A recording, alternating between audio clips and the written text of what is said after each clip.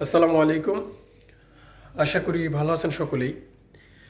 গত 2 দিন আগে মরিচাষের ভিতরে খারাপ একটা ঘটনা ঘটে গেল ভাই।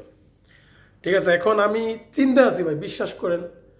আমি চিন্তায় আছি। আই থিঙ্ক মরিচাষের ভিসা নাকি কবে বন্ধ হয়ে যায় বাংলাদেশিদের জন্য। ঠিক আছে, অনেকে বলবেন যে ভাই কেন হঠাৎ করে এই কথা বলতেছেন। ভিডিওটা দেখেন, ঠিক আছে, সব কিছু বুঝতে পারবেন। শুরু থেকে শেষ পর্যন্ত দেখেন, তাহলে সব কিছু বুঝতে পারবেন। তো ভিডিওটি শুরু করার আগে আপনাদের কাছে রিকোয়েস্ট করবো, মরিচাষের নিত্য নতুন আপডেট পেতে চ্যানেলটি সাবস্ক্রাইব করে আমার সাথে থাকুন। প্রবাসী ভাইরা, আমার পাশে দেখেন একটা ছবি দেখতে পাচ্ছেন। এনার নাম হচ্ছেন মনোয়ারা বেগম।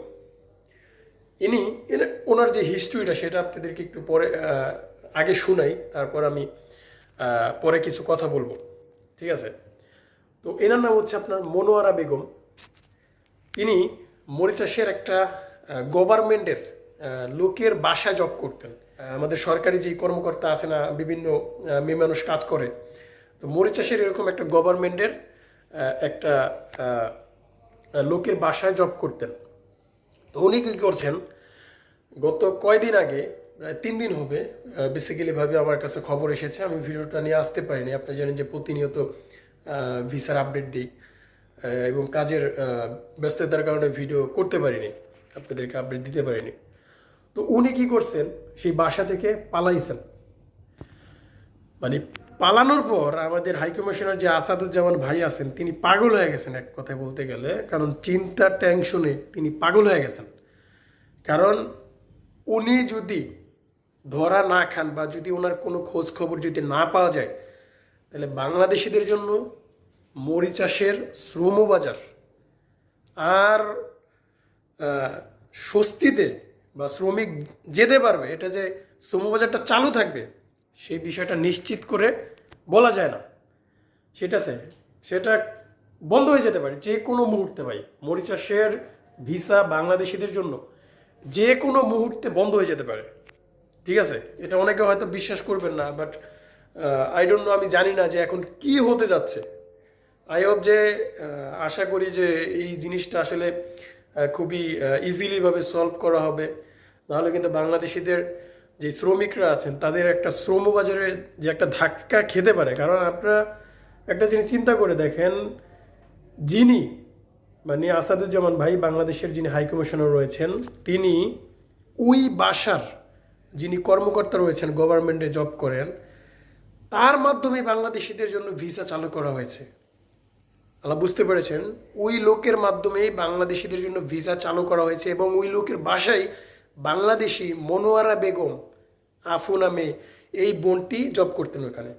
তো কেন পালিয়ে গেছে, কি কারণে, সেই বিষয়টা এখনো পর্যন্ত জানা যাচ্ছে না এবং তাকে এখনো খুঁজে পাওয়া যাচ্ছে না। সে কোথায় আছে, কি করতেছে, কিচ্ছু জানা যাচ্ছে না। যে কেন পালাইছে সেই বিষয়টা পর্যন্ত এখনো হাতে আসেনি কারো এবং খোঁজাখুঁজি করেও তাকে পাওয়া যাচ্ছে না।